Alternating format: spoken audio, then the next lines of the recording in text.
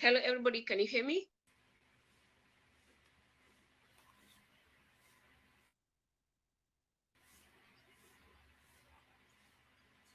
Great. Okay, so I think we can start as I wait for my panel to join me.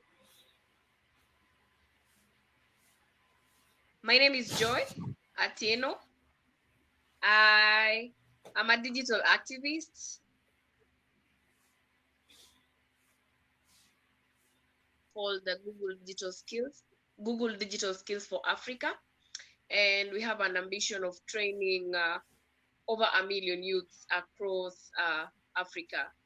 I've been joined by a member of my panel. Hi, Joy. I'm happy to be here. My name is Paula Mugisa. I'm the team lead and founder at TESA Advisory Services.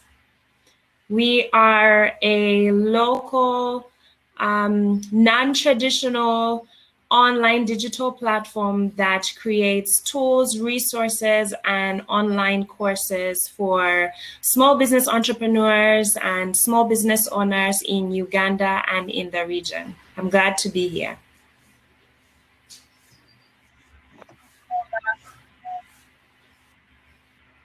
Thank you, Paula. So, Tess, as she has indicated, she's the minute. I've also been joined by Jonita. Hi, Jonita. Do you want to introduce yourself? Hey, Paula. Hi, Joy. Hi.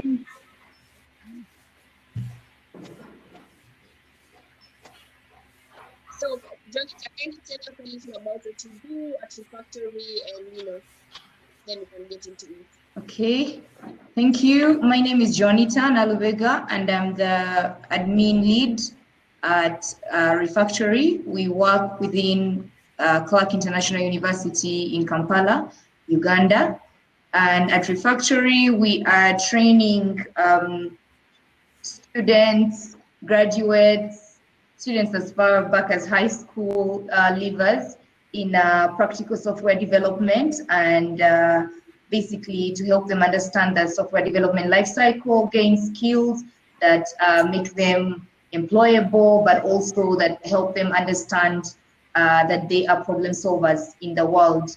We're basically trying to bridge the gap between industry and academia, or what we call school, in a bid to make sure that people who come out into the industry, into the tech industry in Uganda, in the region, and in Africa, eventually can serve the industry needs.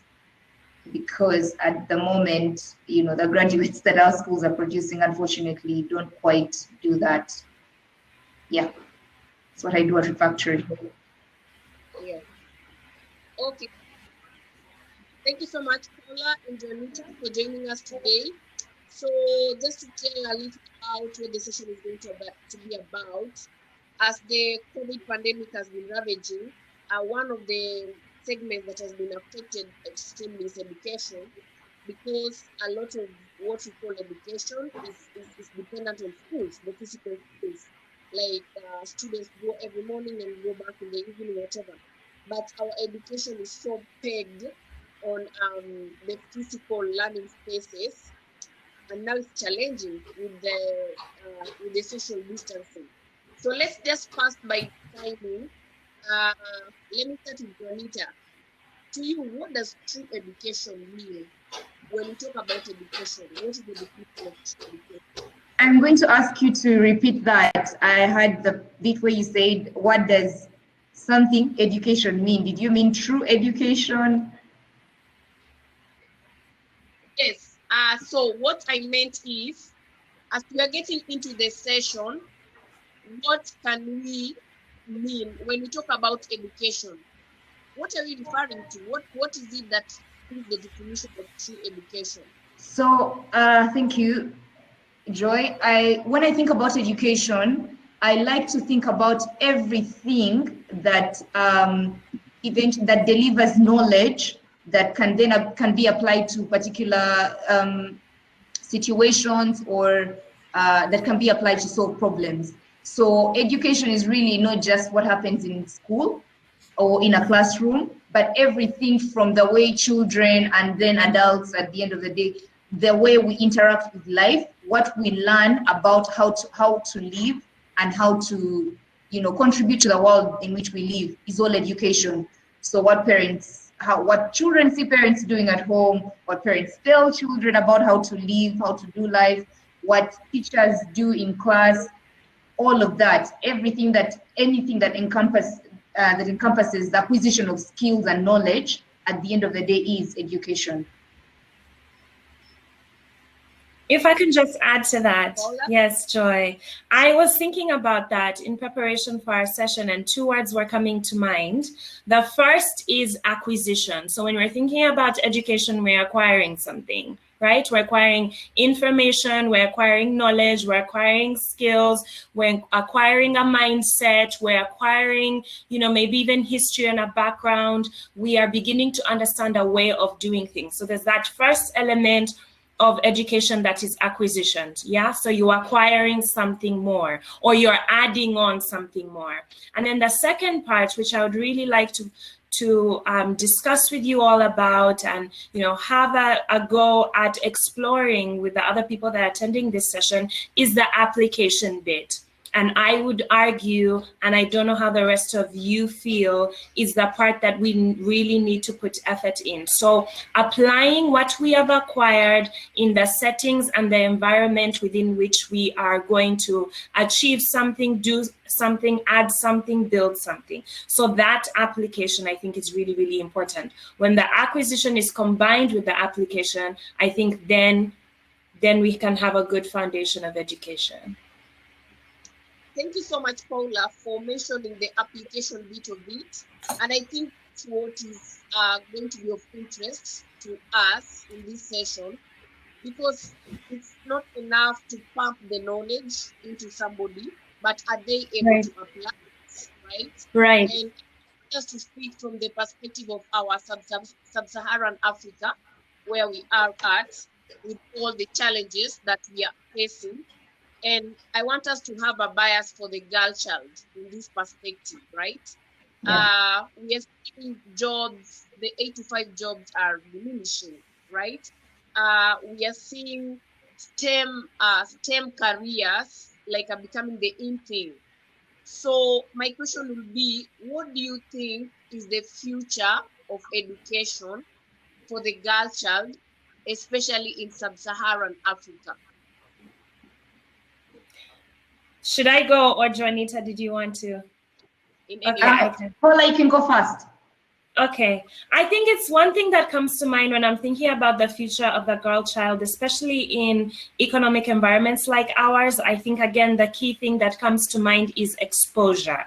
So exposure to opportunities, exposure to different ways of doing things, and, you know, exposure to different elements and content and subjects and environments that typically, you know, society wouldn't put the girl child in. So I really like that you mentioned STEM, science, technology, engineering, mathematics, exposing girls to incubators and robotics programs and, you know, innovation programs, tech programs, coding programs, really, really early on, so that they can begin to explore and innovate and understand their interests and begin to apply and build things. I think that is the future, or should be the future, of the girl child in environments like ours. And the earlier that we present the girl child with all of these multiple options, then the more likely we are to cement their interests, build their skills, and have them really do some unprecedented things in our environment. Yes, Joy. Okay. So what I have to add to what Paula just said, so exposure, but I also think that the future of the girl child as far as education is concerned is intentionality. So being intentional right from parents, so home, so we need intentionality at home, intentionality in class, and then of course intentionality at much higher levels like policy making, and then eventually, yeah, government level. So I think the reason why I think that we have to be very, very intentional, and this is not even just the work of feminists, as much as, you know, many women, many nice traditional women do not want to associate with the label of feminism. I think intentionality is just a thing that it's something that should be born out of love and care for just about everyone. If you care about this girl at home, people think that it's extreme when feminists say, oh, don't just like throw dolls at these girls and only give the cars to your boys. Because when you have babies, if you get them a toy car, they'll play with a toy car. It's really that simple. They won't know that they prefer a doll to a toy car. Eventually, they'll choose which their best toy is. But I think intentionality in the way that we work with children, in the way that we live with children, I see very many people at home, and because they don't think that this is education, they don't think of homes as their educational spaces, you'll find that every time a parent wants something done with their mobile phone, I need to find this, they'll call a boy. And then, of course, many people will like to say, because that, you know, this girl maybe is not interested in this thing, but children are made interested in things that you present them with. So when you call your son to always find something for you on your mobile phone, why don't you call your daughter too? You know, and if she's not interested, you get her interested in this. In the same way, I mean, if children weren't interested in school and we just didn't, you know, we let them not go to school, how would that work out, you know? In the same way that you choose what schools your children go to, or even the fact that they should go to school, or the fact that they should go to church because you go to church, is the same way you must make these girls, you must be very intentional. So that's at home. But also when you go to high school, I think the lack of understanding in school, primary and secondary school, the lack of knowledge of our biases, conscious and unconscious ones, make it so that teachers can't present the same opportunities to girls as they do to boys. So you've got to understand that when we speak with teachers, they are friends. Most of these teachers have gone to school with us. Some of them maybe haven't, but they are people like the rest of us. But when we don't have these conversations with them to help them understand that social economic inequalities, please make it so that girls are not going to push and be as ambitious in a maths and science class because someone has told them something. Or even to just let them know that what they think are simple jokes, like, you know, no, it's okay, girls don't even do math well. That's not just a joke, because those things live on with people. And, you know, someone could drop an opportunity that they could actually have been really, really good for just because a teacher in P4, primary 4, primary 5 said, you know, I know girls don't do maths well, or they don't do science well. And that teacher thought it was just a quip, you know, a retort, or maybe even they thought it was a wise one. But so when we have these conversations with teachers, even as parents, to help them understand that there's social economic inequalities that already exist that shouldn't be reinforced. A joke that could harm or hurt a child should not be told in class. It really should be that simple. So when we think about like future of education for girls, yes, there needs to be intentionality at all stages of education.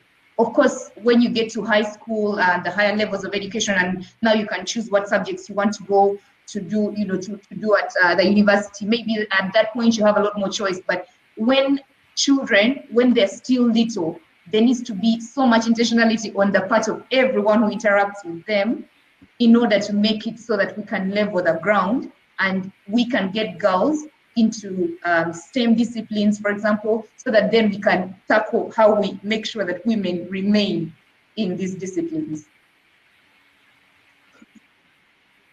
So, Joanne, I love the fact that you've mentioned about intentionality, right? And that is very big. People are doing an amazing job at being intentional. So probably you can tell us a little how Refactory are doing this, because I know you run several projects where you bring in girls, and this one with ITC, I think so. Probably just walk us through how you do that. In order to be, first of all, to be like intentional about inclusion of women in STEM education, and then eventually STEM careers, you have to just, first of all, get rid of the bias that maybe women are not as good at this or the other. Just because the tech space looks a certain way isn't because women are not good enough to be in there. So with that understanding, you start to broaden where you can look to make sure, or where you can look and what you can do to make sure that these ladies get in here and stay. So at Refactory, we have a program that's not gendered, for starters. So we're training these software developers. We're training students to become junior devs or even problem solvers. So what we've done is we had to recognize that it's not going to be enough to just walk into universities or technical institutions, tertiary institutions, and just say, all of you come, because the same reasons that those ladies did not go in there to do computer science or IT or whatever have not vanished. So we had to become intentional and say, who's working with ladies, for starters? So at whatever level, because for us, we don't even require that you did a computer science degree for you to come and do software development here. We just need a problem-solving mindset for you to get in here and you can learn. So we had to find people in the industry. Synergies are very, very powerful. You have to find people where they are at already. And I think that's just how business works generally. So we had to figure out who's working with women. How do we interest them in this?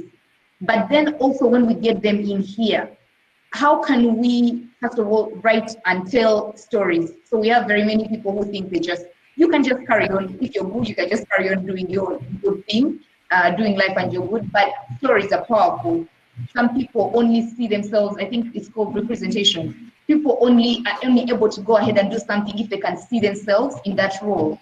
So we had to become intentional about, after getting these girls in here, so we partnered with Educating the Children. It's a new program that introduces women to software development. They'll do basics of like HTML, CSS, and that kind of thing. And then we just thought, okay, if these girls are already here, and they're getting many girls interested in there. If we can get these girls to get into this program so that they can pursue this discipline at an advanced level. And Educating the Children was very happy to have us. We've connected with Women in Technology Hub, Women in Technology Uganda, WITU Hub, and we say, okay, yes, the girls may not know much at that stage, but if they have shown that little interest there, we're going to take that and grow that. So synergies, number one, but also being intentional about telling those stories so that other young girls can see themselves in the roles that these women are already playing, but also being able to show, highlight, for example, we've noticed that the teams that we have women on them, these young girls that get on and they're on a project team, the outlook on certain things like user experience, for example, is so good. And also some of our biases, I guess, were that women might be interested in things like front-end development and everything, but we found that so many of them coming to this program are brilliant database developers. They are so good with the back end, and it's mind-blowing, but also being able to show them that, hey, that seems like a small thing to you now because you know it, but let's tell that story. Let's tell another girl that they can do that. So I think beyond just being able to find these ladies, how do we tell the story to the rest of the world? Because there are other little girls who are watching. And if they can see themselves be able to do those things, if they can see other people do these things, they will pursue these disciplines. personally, that's working for us. Okay, so I want to bring in Paula at this point, because I know, Paula, you're so good with the business coaching, and we're talking about intentional, helping these girls get it on, and we are saying also on the other hand that there are no job opportunities. The 8 to 5 are dwindling, and in fact, many organizations like Andela, which is big in this space, they are going remote. So, Paula, in your years of practice, what is the barrier? What is holding back women from owning more businesses, or scaling them and growing them? What are these barriers, and how can we overcome them, so that as we are skilling them and we are intentional about that, but we're also helping them to be problem solvers? What do you think are the bottlenecks? There are a couple of them, and at different stages, different interventions are required. But from my personal experience and in Uganda and working with a lot of entrepreneurs, and a lot of them who are women, like our first launch has about 30 businesses that we're working with right now, our first launch for our online course, and all of them are women. I would say, interestingly, though there's, the normal resource barriers, policy barriers, cultural barriers, and so many other things, I would say for the most part, the major bottleneck in terms of women going out there, achieving, commercializing, and introducing new products and services into the market is some kind of guidance, support, mentorship, accountability, mindset shift, belief in themselves kind of thing. So like a combination of all of those things. And so that's why with our courses, we realized we couldn't just give them the information or just give them, the frameworks. We needed to add a couple of layers. So one of the first layers was the coaching, which really is slightly above mentorship, where you have someone who you look up to, who's already doing what you hope to be doing, and you're accountable to them. So yeah, on top of that, we added the coaching, which is, what is it that you want to do? How does it align with you? What are the possibilities? Explore those, blow up the ideas into projects, businesses, ventures that can have national, regional, international reach, and then have a conversation that, you, Joy, you, Joanita, can do this. And on top of knowing or beginning to process that you can do this is how we are going to start. That has had massive impact. Out of the maybe 20 or so business coaching sessions I've done for this current cohort, this week and last week, we have about 15 ladies refining products and services, entering new products and services into the market just from those conversations. Major bottleneck for women is believing that they can do this and that they're in the position to do this and that the time is now. On top of that, if I was to add like another layer on top of that, once we have, refined the idea, specific target audience, explored the options, seen the vision, all of that, I would say one of the other things then is advisory.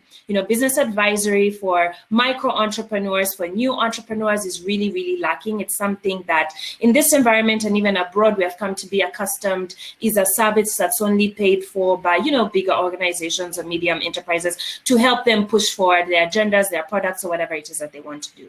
But I think we need more people in this space helping the micro entrepreneurs and the small entrepreneurs, or even the women that Joanita and the team at Refactory are working with. Once they build something, how are they then going to enter into the market? So what are their market entry strategies? How are they going to launch? So for that part, I would recommend advisory. So the technical aspects, how do you brand? How do you structure? What's a business process? How do you build a team? What is your lead generation strategy? How is it going to lead into a sales funnel? What is your cycle for customer acquisition? Where is the money coming into the business? I feel like, sometimes we take for granted just how much, if someone is in the right headspace, has the right focus, is holding on to the idea, how much this support can help as we create ecosystems to get the bigger things, the policies, the funding, the smartphones, the cheaper data, all of those other broader things, which obviously will help everyone. But from on a one-on-one perspective, I feel like yeah, those are the bottlenecks, the mindsets, the belief, and then just a little bit of structure and guidance on how to start.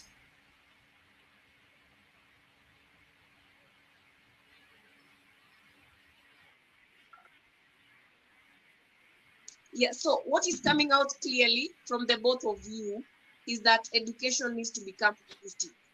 It needs to look, we start, but we have the end goal in mind.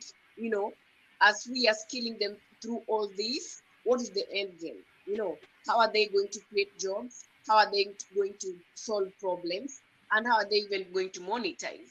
So what is coming out is that education needs to become very holistic, right?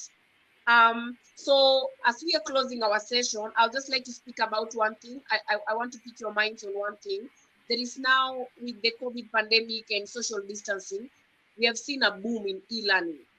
And I know there have not been studies out there to show how the girl child has been affected by this. But do you think it's viable? Is it too soon, or is it overdue? Is e-learning something that we can use to progress this holistic I think one of the things that I wanted to share, especially regarding that, and I think that's a great question, is that especially when you're introducing something, there are push factors and there are pull factors. And for conversations like these and events like this, I really like to structure them around what is our part in terms of the pull factors, right? Around innovations, e-learning, the changes that are happening in our environment. And this is what I think is our responsibility before I share with you whether I think it's too soon or it's overdue. I think, first of all, just to frame our conversation, one of our first responsibilities is to provide breadth of content. Oh, hello, little guy. So one of our working from home, right? So one of our responsibilities is breadth of content, to really provide practical content, useful content, a variety of content that doesn't necessarily have to follow the structured education route. The second is engaging delivery. I think if we're going to talk about e-learning education, the delivery must be engaging. We must have multimedia, video, all of those things. And then I think it's our responsibility to make this engaging content and this delivery accessible through online platforms, and then advocacy is what will bring all of these things together.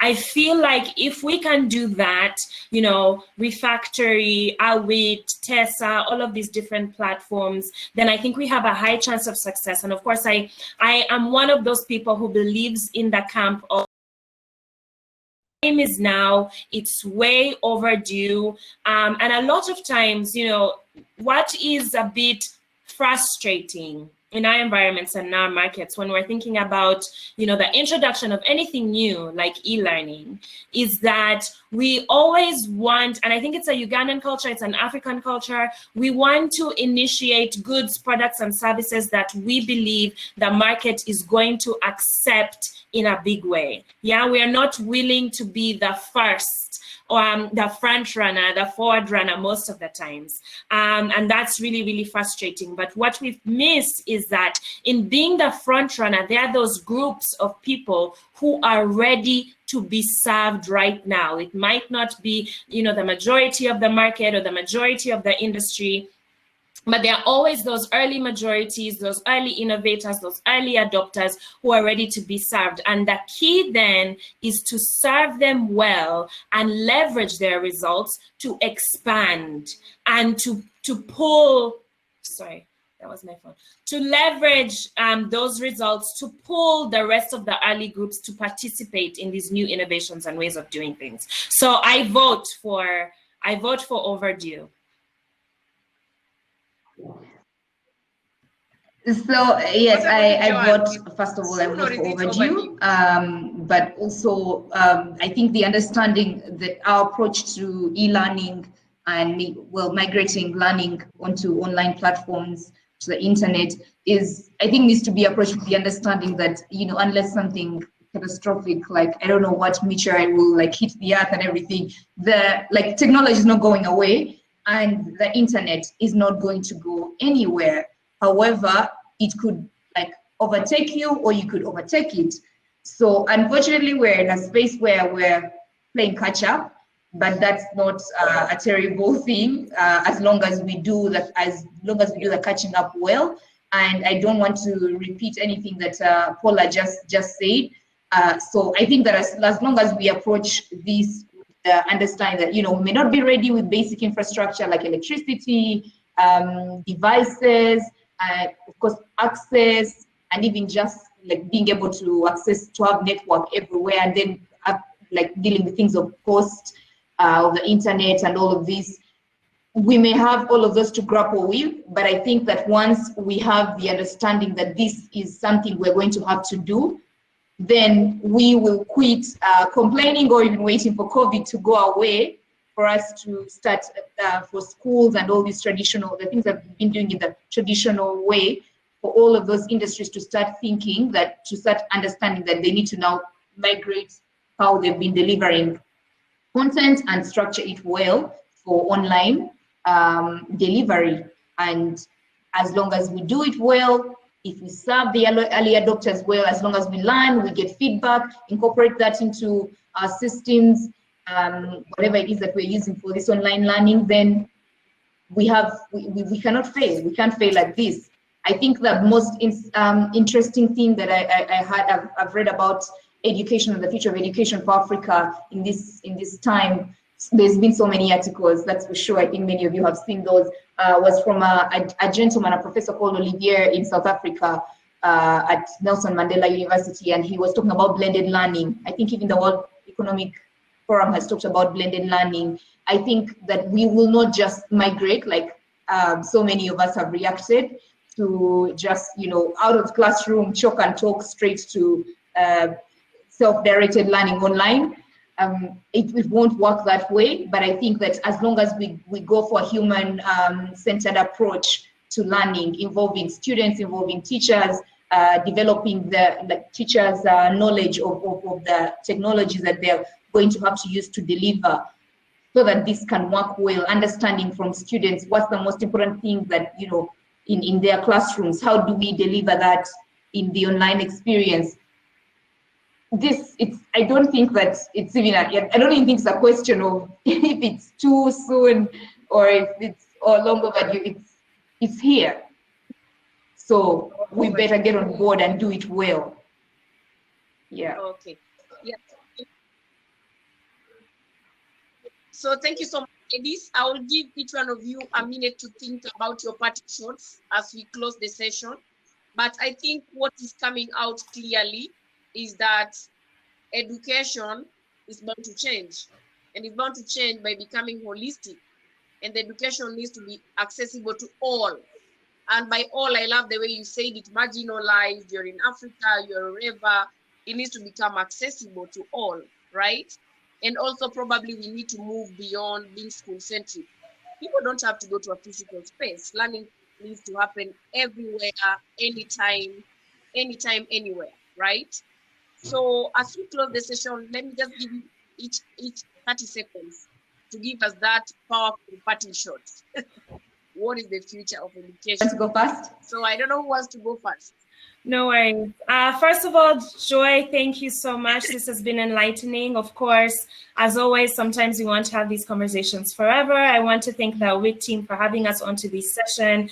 As a parting remark, I really just want to encourage, you know, all the people watching and all those who would watch this video to really actively, first of all, participate in some kind of like, I think there's a lot of education that can even be heard internally. I know that maybe this might sound counterintuitive, but really exploring what our passions, skills, formal skills are, interests, recent activities, aggregating those together to figure out, first of all, who we are, what we have to offer, you know, what value we have to offer, who we can serve, how we would want to serve them, then go out and educate yourself in that specific area and industry, leverage internet technologies, you know, leverage online platforms, share your learning and your skills and your information. And I think when we do that and we begin to introduce some amazing products and services into the market, then we'll be on to something really, really great and unprecedented.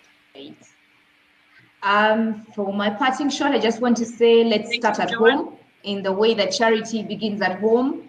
Let's start with education of our own, education of the women that do work in our homes, our laundry or whatever it is. That start right there, because if you start to share what you know about learning as we go, as we go into the world post-COVID, if you start to share at that level, even before you do with your big platform at work or on TV or on the internet, I think if we start there, we will begin the revolution. When we launch the product that Paula just mentioned, we will have a pool for this.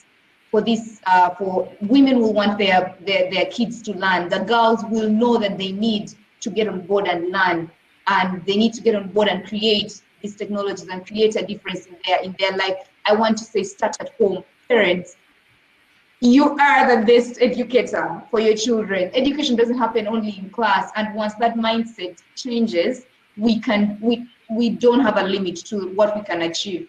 So start at home. Start where you are. Yeah. Thank you so Very much. welcome. Thank you, ladies. Thank you, Paula. Thank you, Joanita, for coming through. Guys, you can continue linking with Joanita and Paula. You can check on their profiles for their social medias, and you can get to understand more of the Thank amazing work that you. they're doing in Thanks, Uganda. Joy. See you around, Bye, guys. guys. Thank you. Thanks for this. Bye.